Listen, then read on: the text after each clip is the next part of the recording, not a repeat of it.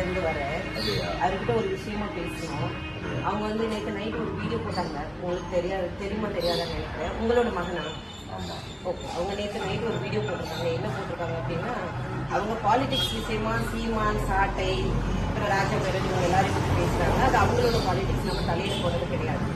அது யானை problem தீபாவளின்ற product சொல்லிட்டு எந்த வித புண்ணாக்கு சர்டிபிகேட்டும் இல்லை அப்படின்னு சொல்லி வீடியோ போட்டிருக்காங்க. நான் தான் ஓனர். அவருக்கு ஓனர் யாருன்னே தெரியாது, விக்கிறது யாருன்னே தெரியாது. நீங்க பாலிடிக்ஸ் பேசுங்க, உங்க பாலிடிக்ஸ் இல்ல. நான் சொல்றது கேட்டுக்கங்க. நான் பேச வந்திருந்தது நான் பேசுகிறேன். ஒரு பொம்பளை பிள்ளை தானே, நான் பேசதான் செய்வேன். அப்போ நீங்க கேட்டுக்கோங்க. வீடியோ நான் எடுப்பேன். உங்க பிள்ளை வீடியோ தானே எடுக்கிறோம். வேற ஒண்ணு செய்யல. வீடியோ எடுக்கிறது போத் ஆஃப் தி சேஃப்டிக்காக தான். ஒருவேளை நீங்க வந்து நாளைக்கு வந்து வீட்டுக்கு வந்து மிரட்டல் விட்டுட்டாங்க அப்படின்னு நீங்க சொல்லக்கூடாது. நான் சொல்றேன், நான் பேசுகிறேன், என்ன பேச விடுங்க. அப்படியா? அப்ப நான் தான் அதோட ஓனர். என்கிட்ட எல்லா சர்டிபிகேட்டும் இருக்கு. என்ன யாருன்னே உங்க பையனுக்கு தெரியாது, எனக்கும் உங்க பையனை யாருன்னே தெரியாது. என்ன பண்ணாரு, இந்த மாதிரி நான் வந்துட்டு எந்த சர்டிபிகேட்டுமே இல்லாம வச்சிருக்கேன்னு சொல்றாங்க. நான் மாசம் 2 வாட்டி ஜிஎஸ்டி கட்டிட்டு இருக்கேன்.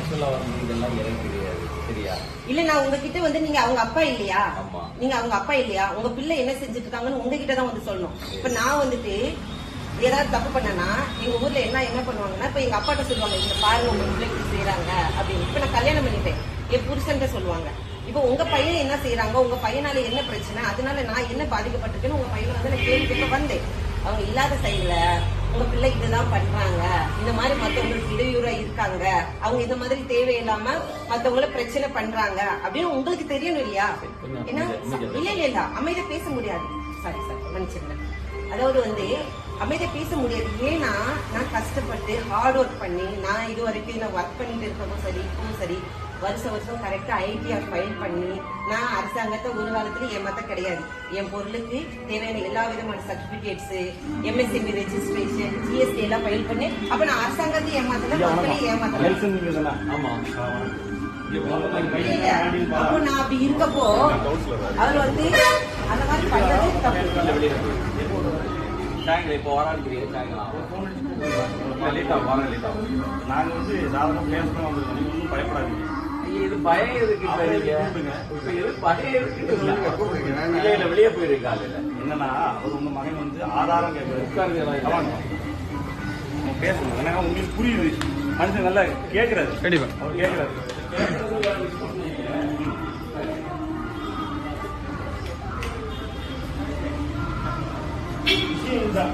ஆக்சுவலா உங்களுக்கு நன்றி பேசு. ரவி இருக்காருல்ல நம்ம சர்ச் சார், உட்காருங்க. ஆமா, ரவியோட ரவி கல்யாணம் பண்ணி என்னோட வச்சிருக்கேன். இங்க நம்ம கல்லுக்கூட்டம் பக்கத்து வீடு, அவங்க நேர அடுத்த வீடு. நான் இப்ப கவுன்சிலரா இருக்கேன் அந்த வார்டு. இங்க கல்லுக்கூட்டம் அவர் இவர் தானே, நம்ம கல்லுக்கூட்டம் பிரசிடன்ட் இவர், நம்ம காங்கிரஸ் தானே, மனோகர் சிங் தானே.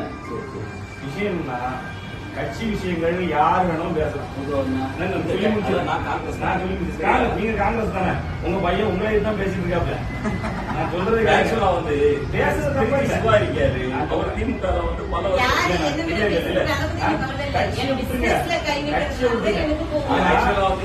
நீங்க பிசினஸ்ல என்ன கை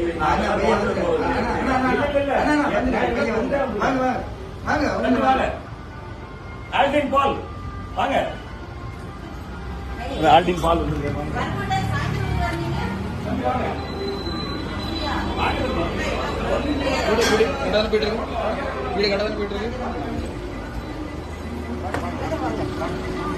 உங்களதான் பார்த்து நான் தான் பேசுறோம்.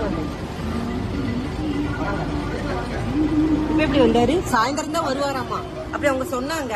ஆனா பாத்தீங்கன்னா அதிசயம் நடந்திருக்கு.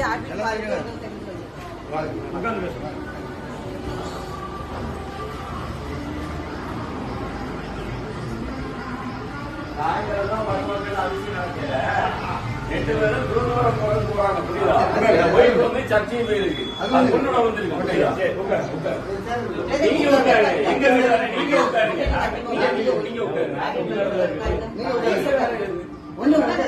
பேசணும். அப்போ பேசதான் வந்திருக்கோம். இல்ல நான் தான் பேசுறேன். எல்லாரும் அமைதியா இருந்துக்கோங்க. நான் பேசதான் வந்திருக்கேன். புரியுதா? நீங்க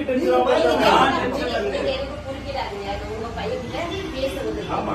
நான் பேசி அவர்கிட்ட கேள்வி கேட்கணும். கேட்கிற கேள்விக்கு அவர் பதில் போய்க்கிறது. ஓகே. தெரியாது. ஓகே. தெரியாது. இவங்களெல்லாம் தெரியாது. என்ன யாருக்கும் தெரியுமா? தெரியாது. ஓகே. நீங்க நேற்று ஒரு வீடியோ போட்டுருக்கீங்க. அதுல மற்ற நிறைய விஷயங்கள் பேசிருக்கீங்க. அதை அவங்க சம்பந்தப்பட்டவங்க கேட்டுக்கோங்க. என்ன சம்பந்தப்பட்ட ஒரு விஷயம் இருக்கு தெரியுமா? தெரியாது. நீங்க யானை கவலம் பீமவாலி ப்ராடக்ட் பத்தி பேசுறீங்க. ராஜா பேரன் மார்க்கெட்டிங் பத்தி பேசுறீங்க. ராஜா பேரன் மார்க்கெட்டிங்ஸ்க்கு ஓனர் யாரு தெரியுமா? தெரியாது. தெரியாம ஏன் பேசுறீங்க? இல்லன்னு பிரச்சனைன்னு நிறைய பேர் வீடியோ போட்டாங்க. இது வரைக்கும் ராஜா பேரன் மேலயோ ராஜா பேரன் மார்க்கெட்டிங் ஓனர் மேலயோ ஆக்ஷன் இருக்குதா?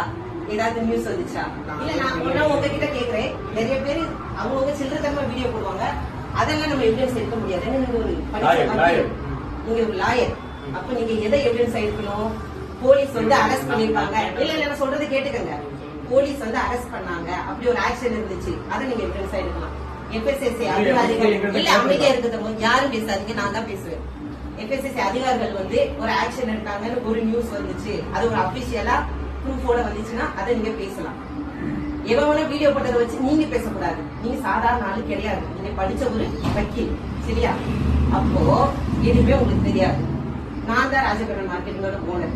இவரு என்னைக்காவது வீடியோல நான் ஓனர்னு சொன்னாரு? நான் கேட்கறது ஒரு பதில் சொல்லுங்க. கேட்கறதுக்கு ஒரு சொல்லுங்க. நீங்க ஆரம்பத்துல விற்கும்போது எனக்கு FSSAI லைசன்ஸ் நீ நேற்று பேசும்போது என்ன தம்பி பேச ஒரு நான் பேசிக்கிறேன், நீங்க அமைதியா இருங்க. ஓகே. ஆரம்பத்துல FSSAI சர்டிபிகேட் இருந்துச்சா இல்லையா? இல்ல அதானே கேட்டேன். இல்லன்னு உங்களுக்கு தெரியுமா? இல்லன்றது உங்ககிட்ட ஆதாரம் இருக்கா? நான் ஒரே ஒரு கேள்வி, ஆரம்பத்துல இத நான் FSSAI இல்லாம வித்தேன்றது உங்ககிட்ட ஆதாரம் இருக்கா? என்கிட்ட எல்லா விதமான பேப்பர்ஸ் இருக்கு. அதை நான் வச்சுதான் வித்தேன்றதுக்கு என்கிட்ட ஆதாரம் இருக்கு, சரியா? அது ஆரம்பமா இருக்கட்டும், இன்னைக்கா இருக்கட்டும், எல்லாமே இருக்கட்டும், என்கிட்ட ஆதாரம் இருக்கு. இல்லன்றதுக்கு உங்ககிட்ட ஆதாரம் இருக்கா? நான் கேக்குறது நீங்க கேட்டீங்க. ஆரம்பத்துல நீங்க FSSAI வச்சிருக்கீங்க, நான் வச்சிருக்கேன்னு சொல்லிருக்கேன். நீங்க நல்லா புரிஞ்சுக்கோங்க. நீங்க நேர்ல கேக்குறது வந்தாச்சு. நீ நேர்ல நீ நேர்ல பாருங்க.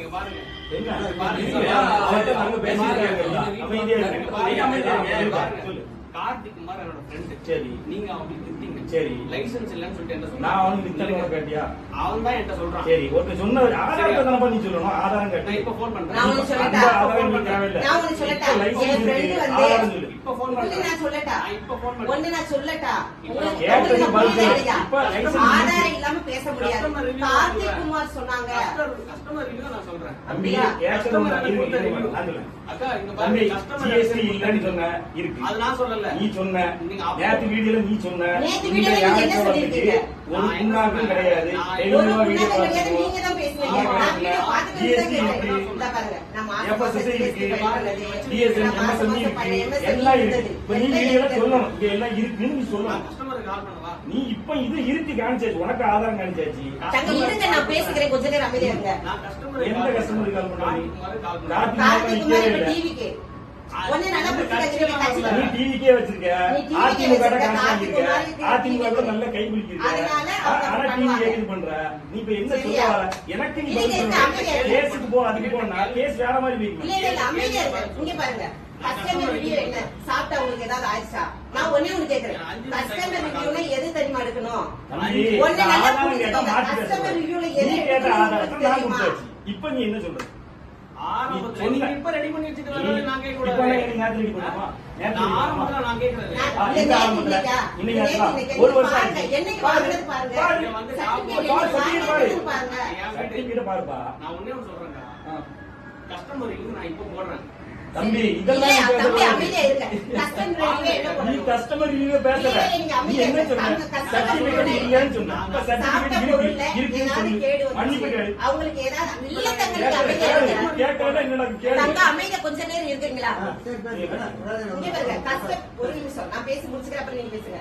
கஸ்டமர் ரிவ்யூ FSSAI அதிகாரிகள் போய் நீங்க கேளுங்க. அதை சாப்பிட்டு அவங்களுக்கு ஏதாவது என்னமாவது ஆச்சு அப்படின்னாதான் அதுக்கு நம்ம கஸ்டமர் ரிவ்யூ எடுக்கணும். அப்படியா? நீங்க வந்து என்னோட பிசினஸ்ல கை வச்சுட்டு போவீங்க, நான் வந்து உங்களை கொஞ்சமா பிசினஸ் விக்கிற கஸ்டமர் நான் போன் பண்ணி கேக்குறேன். சரி, கஸ்டமர் கிட்ட இருந்து என்ன ரிவ்யூ நீங்க எடுங்க? யாருக்கு விக்கிறீங்க?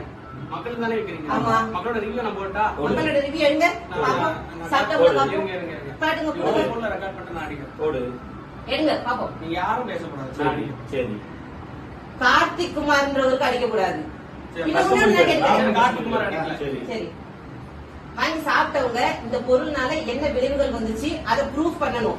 எவனாவது வாய்க்கு வந்து பேசுறதெல்லாம் நான் ஆதாரம் எடுக்க முடியாது. எனக்கு 1000 எதிரி இருப்பான். அவன் வாய்க்கு வந்ததான் பேசிட்டு இருப்பான். அதெல்லாம் நான் ஆதாரம் எடுக்க முடியாது. என்ன அவன் என்னதான் பேசுறான்? உன் வீட்டுல கத்திரி நீங்க அவ்வளவு தப்பு பண்ணிருக்க. நான் எங்க கஸ்டமர் கூட அடிக்கிறேன். அடி பார்த்துருவோம். உட்காருங்க.